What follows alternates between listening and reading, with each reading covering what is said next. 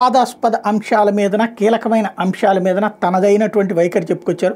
విమర్శ అనేది ప్రజాస్వామ్యానికి ఆత్మ వంటిది. నేను విమర్శలను స్వాగతిస్తా, అవి మరింత పదునుగా ఉండాలి.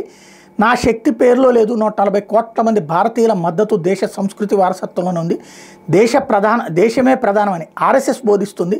మానవ సేవే మాధవ సేవ. ఆ గొప్ప సంస్థ నుంచి ఎన్నో విలువలను నేర్చుకున్న సంఘ్ ఆర్ఎస్ఎస్ చాలా పెద్ద వ్యవస్థ.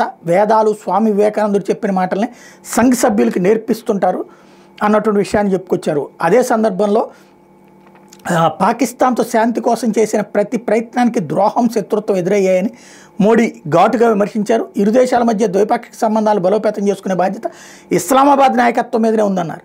రెండు దేశాలు కొత్త ప్రయాణం ప్రారంభించాలనే ఉద్దేశంతో 2014లో తన ప్రమాణ స్వీకార కార్యక్రమానికి అప్పటి పాక్ ప్రధాని నవాజ్ షరీఫ్ని ప్రత్యేకంగా ఆహ్వానించినట్టు చెప్పారు. ప్రస్తుతం పొరుగు దేశ ప్రజలు కూడా శాంతిని కోరుకుంటున్నారని తాను భావిస్తున్నానన్నారు. ఇరు దేశాల మధ్య ద్వైపాక్షిక సంబంధాల మెరుక్కి గతంలో సార్క్ దేశాధినేతలను ఆహ్వానించానని, ఈ పరిణామం శాంతి సామరస్యం పట్ల మన దేశానికి గల నిబద్ధతను చాటిందని, అయితే ఆశించిన ఫలితం దక్కలేదని ఆవేదన వ్యక్తం చేశారు.